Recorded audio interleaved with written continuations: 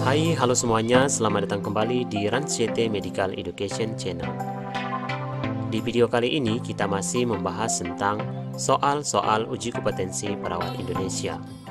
Baiklah, sebelum memulai video ini, alangkah baiknya kalau kita sama-sama mendukung channel ini dengan cara menekan tombol subscribe, like, dan juga tanda loncengnya. Terima kasih dan selamat menyaksikan.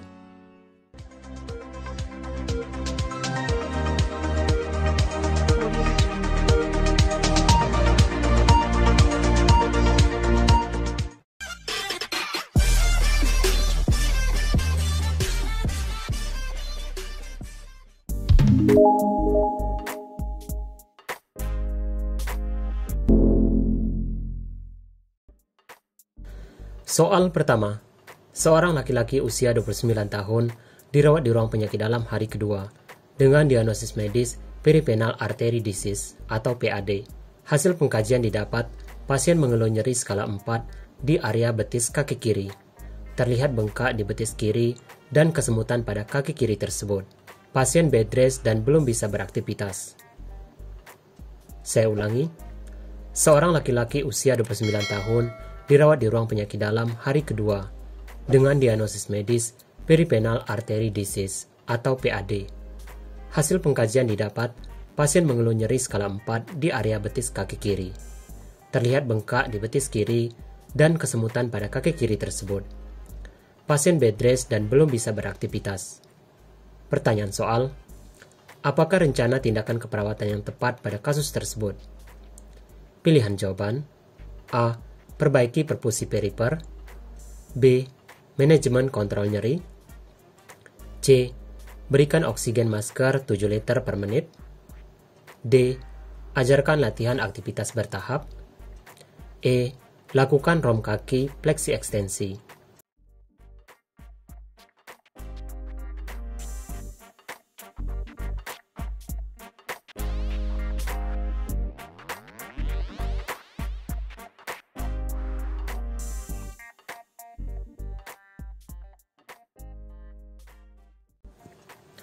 Kunci jawaban B. Rasional B. Manajemen kontrol nyeri hanya bisa mengatasi nyerinya sesaat.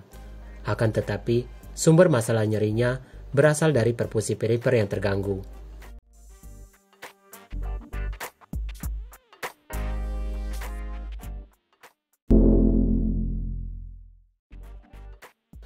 Soal kedua. Seorang perempuan usia 56 tahun dirawat di unit pelayanan jantung dengan diagnosis medis kardiomiopati hari ketiga. Saat dilakukan pengkajian, tiba-tiba gambar EKG pasien dimonitor menunjukkan ventricle fibrilasi. Riwayat pasien 2 hari lalu menjalani kateterisasi jantung untuk reperfusi jantung. Saya ulangi, seorang perempuan usia 56 tahun dirawat di unit pelayanan jantung dengan diagnosis medis kardiomiopati hari ketiga. Saat dilakukan pengkajian, tiba-tiba gambar EKG pasien dimonitor menunjukkan ventricle fibrilasi. Riwayat pasien 2 hari lalu menjalani kateterisasi jantung untuk reperfusi jantung. Pertanyaan soal, apakah bentuk evaluasi yang tepat dilakukan pada pasien tersebut? Pilihan jawaban: A. Pengkajian ulang aliran oksigen yang diberikan. B. Pemeriksaan elektrolit terutama kalium. C. Pengkajian ulang tingkat stres pasien. D. Pemeriksaan analisa gas darah. E. Pemeriksaan ekokardiografi.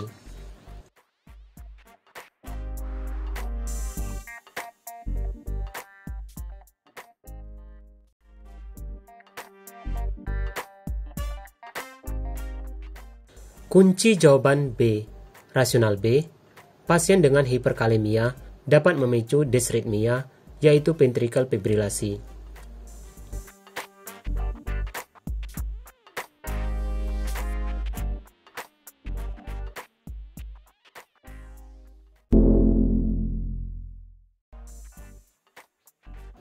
Soal ketiga. Seorang perempuan usia 40 tahun dirawat di unit perawatan jantung dengan diagnosis congestive heart failure hari ketiga. Pasien sedang mendapatkan program terapi. Setelah pasien diberikan furosemid dan digoxin, pasien mengatakan semuanya yang dia lihat berwarna kuning. Saya ulangi. Seorang perempuan usia 40 tahun dirawat di unit perawatan jantung dengan diagnosis congestive heart failure hari ketiga. Pasien sedang mendapatkan program terapi. Setelah pasien diberikan furosemid dan digoxin, pasien mengatakan semuanya yang dia lihat berwarna kuning. Pertanyaan soal, bagaimanakah respon saudara yang tepat terhadap respon pasien tersebut? Saya ulangi, bagaimanakah respon saudara yang tepat terhadap respon pasien tersebut? Pilihan jawaban, A. Ini berkaitan dengan masalah jantung ibu, bukan karena terapi obatnya. B. Terapi pengobatan ini perlu untuk kondisi ibu, dan efek samping tersebut hanya sementara. C. Ambillah dosis ini, dan ketika saya bertemu dengan dokternya, saya akan menanyakannya. D. Saya akan menghentikan terapinya dulu, sampai saya bertemu dengan dokternya untuk konsultasi terkait hal tersebut. E. Itu kemungkinan dosis yang diberikan dokternya terlalu tinggi. Saya akan menurunkan dosisnya supaya gejala yang ibu rasakan tersebut berkurang.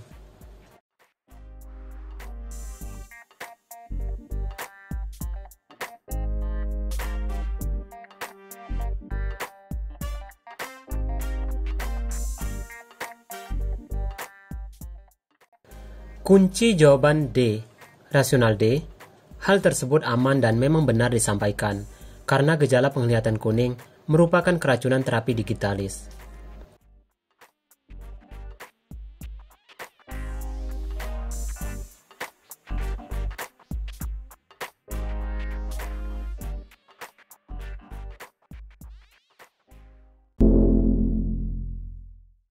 Soal keempat. Seorang perempuan usia 45 tahun dirawat di bangsal penyakit dalam dengan diagnosis medis unstable angina pectoris. Pasien sudah hari kelima perawatan dan pasien direncanakan boleh pulang karena sudah membaik.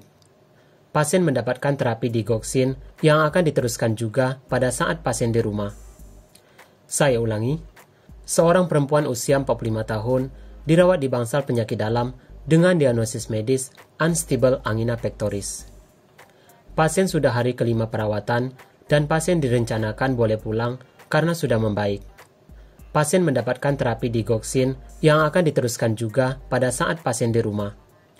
Pertanyaan soal, apakah yang seharusnya menjadi perhatian pada kasus tersebut?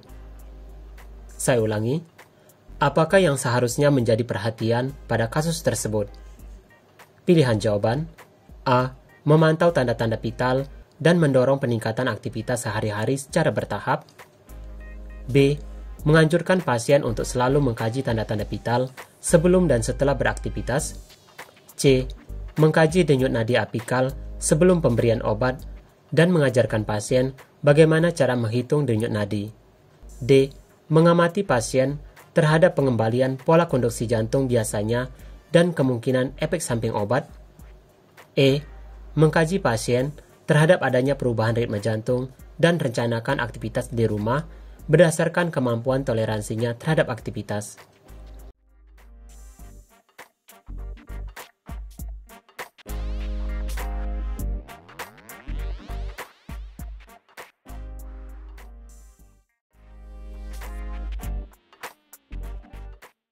Kunci jawaban C, rasional C, efek samping dari digoxin mencakup banyak jenis disritmia.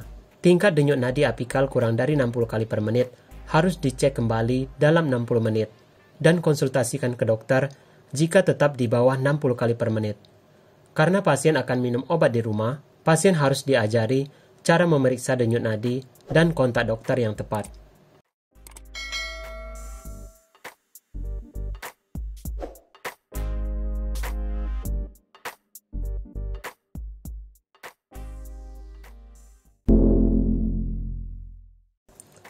Soal kelima.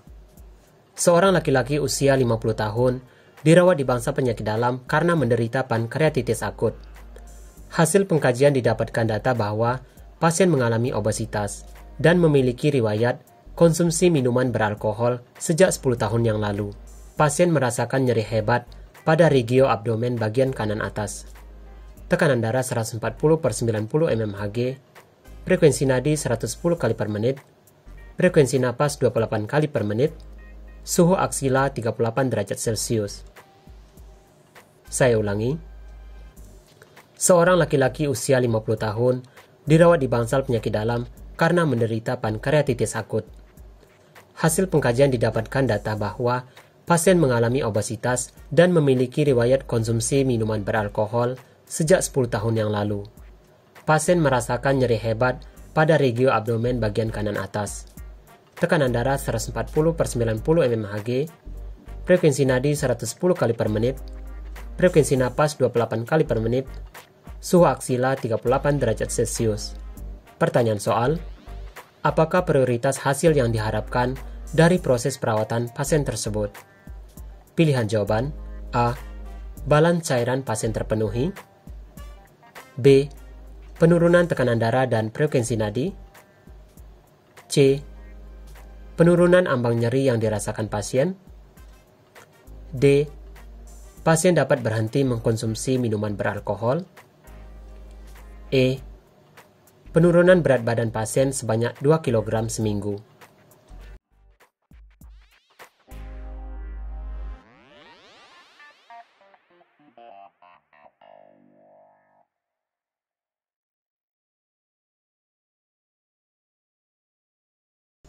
Kunci jawaban A. Rasional A. Meskipun ini sangat penting, keseimbangan cairan bukan prioritas, kecuali jika pasien muntah, mengalami dehidrasi, atau pasien terpasang selang nasogastrik untuk dekompresi.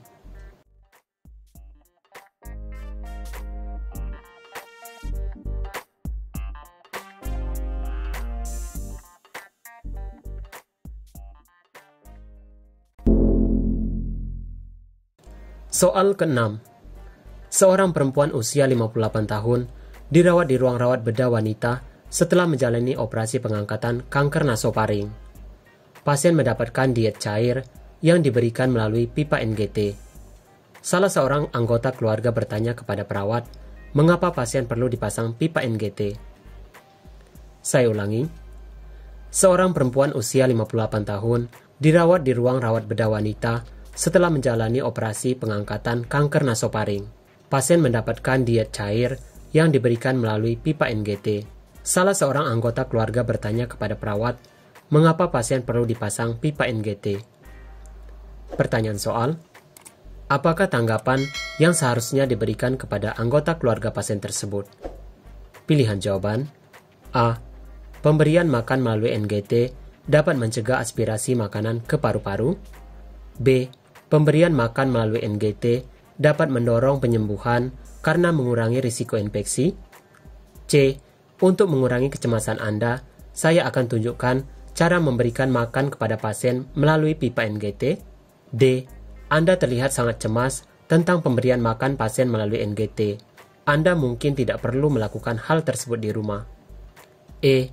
Pemberian makan melalui NGT sangat tepat karena dapat memberikan nutrisi kepada pasien dengan sangat akurat sesuai kebutuhan tubuh.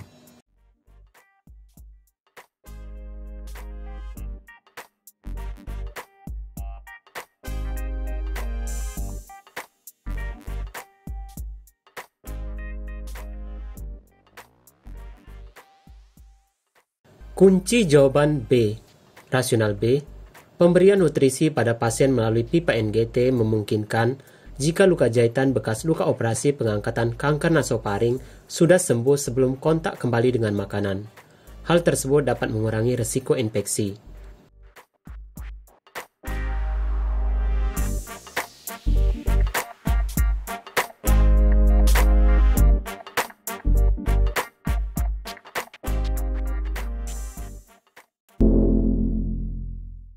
Soal ke-7. Seorang laki-laki usia 55 tahun dirawat di bangsal penyakit dalam karena menderita suspek kanker hepar dan direncanakan untuk biopsi.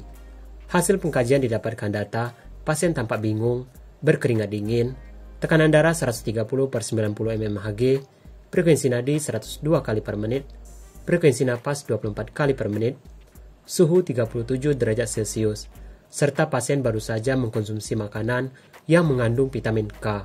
Prothrombin time memanjang Hb 11 mg per desiliter. Saya ulangi. Seorang laki-laki usia 55 tahun dirawat di bangsal penyakit dalam karena menderita suspek kanker hepar dan direncanakan untuk biopsi. Hasil pengkajian didapatkan data, pasien tampak bingung, berkeringat dingin, tekanan darah 130/90 mmHg, frekuensi nadi 102 kali per menit, frekuensi napas 24 kali per menit, suhu 37 derajat Celcius, serta pasien baru saja mengkonsumsi makanan yang mengandung vitamin K. Prothrombin time memanjang, Hb 11 mg per desiliter. Pertanyaan soal, apakah data yang harus segera dilaporkan terkait tindakan biopsi pada kasus tersebut? Pilihan jawaban: A. Perubahan status mental, yaitu kebingungan. B. Terjadi pemanjangan prothrombin time. C. Peningkatan tekanan darah dan frekuensi nadi. D. Pasien mengkonsumsi makanan tinggi vitamin K. E. Kadar Hb di dalam darah yang masih rendah.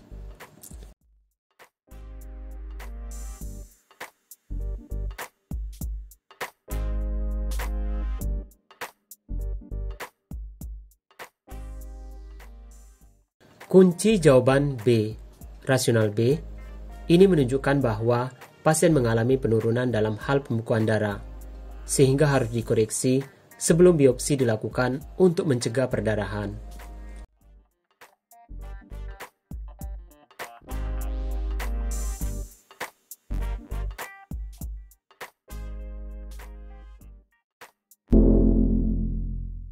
Soal ke-8. Seorang perempuan usia 56 tahun dirawat di bangsal bedah wanita setelah menjalani operasi gastrojejunostomi karena mengalami kanker pada perut. Hasil pengkajian didapatkan data, pasien sudah mendapatkan program diet makanan biasa. Setelah makan siang, pasien mengalami diaporesis dan palpitasi.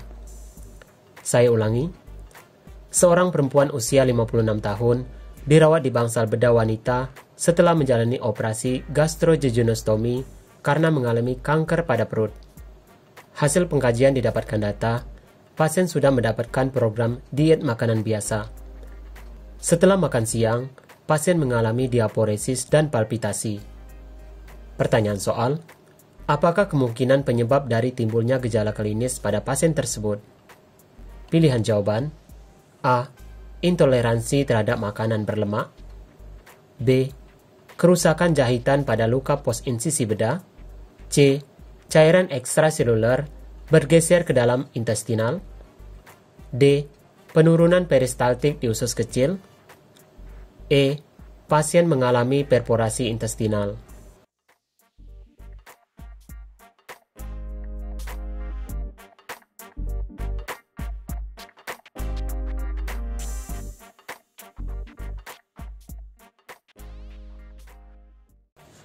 Kunci jawaban C, rasional C. Makanan hipertonik meningkatkan tekanan osmotik dan menarik cairan dan kompartemen intravaskular ke dalam usus, atau disebut juga dengan dumping syndrome.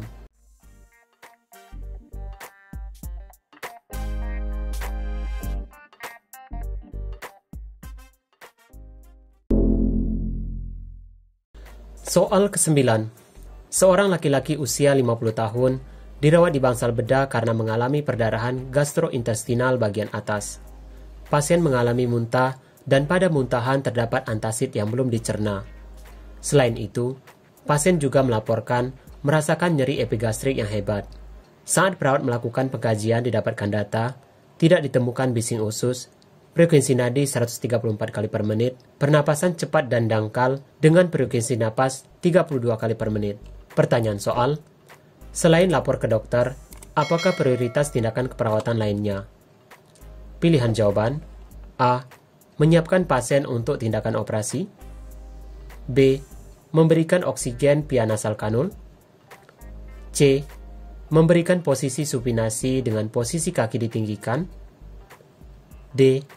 Tanyakan pada pasien apakah warna BAB berwarna hitam. E. Memberikan analgetik sesuai dengan yang diresepkan.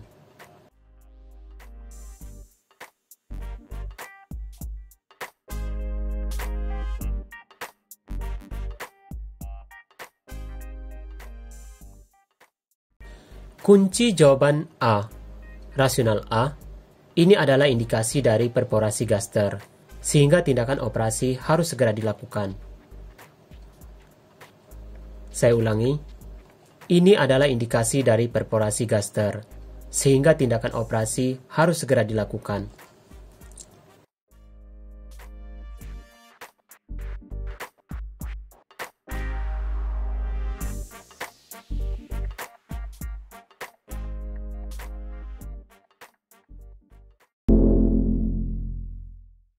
Soal ke-10. Seorang laki-laki usia 50 tahun dirawat di bangsal penyakit dalam karena menderita sirosis hepatis dengan disertai asites. Hasil pengkajian didapatkan data, pasien mengeluh sesak napas dan nyeri pada abdomen dengan skala 3, rentang nyeri 1-10. Saat beraktivitas ringan, terlihat penapasan cuping hidung, serta retraksi interkostal. Tekanan darah 130/80 mmHg, frekuensi nadi 94 kali per menit, frekuensi napas 28 kali per menit. Pasien tergantung pada keluarga untuk aktivitas sehari-hari dan mengatakan khawatir tentang penyakit dan keluarganya. Saya ulangi, seorang laki-laki usia 50 tahun dirawat di bangsal penyakit dalam karena menderita sirosis hepatis dengan disertai asites. Hasil pengkajian didapatkan data, pasien mengeluh sesak napas dan nyeri pada abdomen dengan skala 3, rentang nyeri 1-10. Saat beraktivitas ringan, terlihat penapasan cuping hidung, serta retraksi interkostal. Tekanan darah 130/80 mmHg, frekuensi nadi 94 kali per menit, frekuensi napas 28 kali per menit. Pasien tergantung pada keluarga untuk aktivitas sehari-hari dan mengatakan khawatir tentang penyakit dan keluarganya. Pertanyaan soal, apakah masalah keperawatan yang tepat pada kasus tersebut? Pilihan jawaban A. Cemas, B. Nyeri akut, C. Intoleransi aktivitas, D. Defisit perawatan diri, E. Pola napas tidak efektif.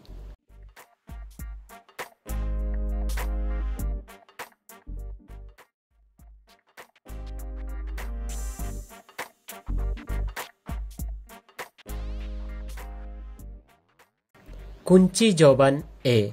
Rasional E. Pola napas merupakan masalah keperawatan yang harus diprioritaskan pada kasus tersebut karena bagian dari breathing.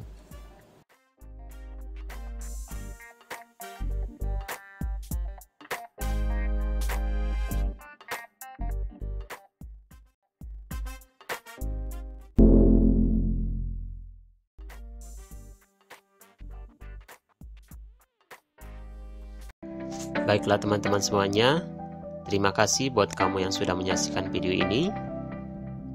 Buat kamu yang suka dengan video ini, jangan lupa untuk menontonnya berkali-kali biar paham.